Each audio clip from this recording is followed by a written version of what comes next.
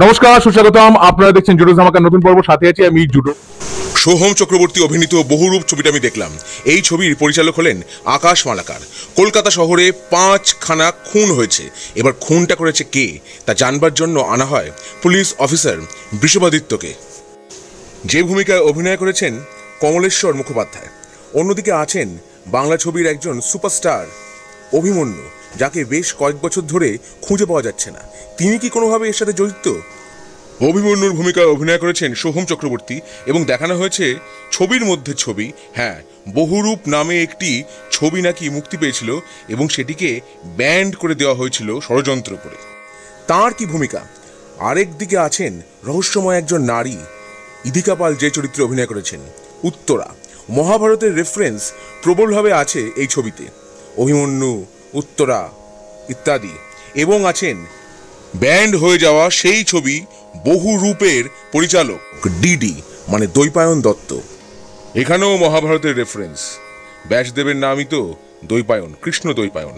তবে এই ডিডি নামটা শুনে কিন্তু আপনার মনে পড়তে জলওয়া ছবি, হ্যাঁ, নাসিরুদ্দিন শাহর প্রথম হিট অ্যাকশন ছবি জলওয়া ছবির ভিলেন, তার নাম কিন্তু ছিল ডিডি। লোকনাথ দে যে ভূমিকা অভিনয় করেছেন, 7খানা রূপে ধরা দিয়েছেন অভিনেতা সোহম চক্রবর্তী এই ছবিতে, যেটা প্রশংসার দাবি রাখে। মেকআপের দায়িত্বে আছেন সোমনাথ কুণ্ডু। অন্যদিকে এই যে হত্যাগুলো হচ্ছে, হত্যার পরে হত্যাকারী একটা করে কবিতা লিখে যাচ্ছে এবং কবিতাগুলোর হ্যান্ডরাইটিং প্রত্যেক ক্ষেত্রেই আলাদা আলাদা। এবার আপনার হয়তো মনে পড়তে পারে 22শে শ্রাবণ ছবির কথা। 22শে শ্রাবণ ছবিকে কিন্তু এক প্রকার ট্রিবিউট জানানোই হয়েছে এই ছবিতে এবং তার উল্লেখও আছে নাম না করে। এবার আসি পারফরমেন্সের কথায়। সোহম চক্রবর্তীর অভিনয় যথাযথ হয়েছে, বিশেষত ইমোশনাল সিনগুলিতে তার অভিনয় খুবই ভালো লেগেছে। কমলেশ্বর মুখোপাধ্যায়, লোকনাথ দে, এদেরকে ভালো লেগেছে। আবার ইধিকা পালের অভিনয়ও ঠিকঠাক হয়েছে। এছাড়াও দেবলীনা দত্ত, ভাস্কর দত্ত, রাজা দত্ত, ভরত কল আরও অনেকে অভিনয় করেছেন। কিন্তু চিত্রনাট্য এবং কাহিনীতে অনেক লুপ হল।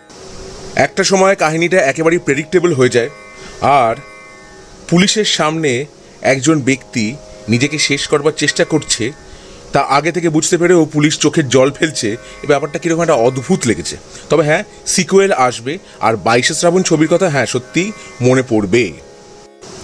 ব্যাকগ্রাউন্ড মিউজিকে বেশিরভাগ ক্ষেত্রে বিক্রম ভেদায় যে থিম মিউজিক ছিল সেইটার কথা প্রবল হয়ে মনে পড়বে, একেবারে সেখান থেকে ইন্সপায়ার্ড।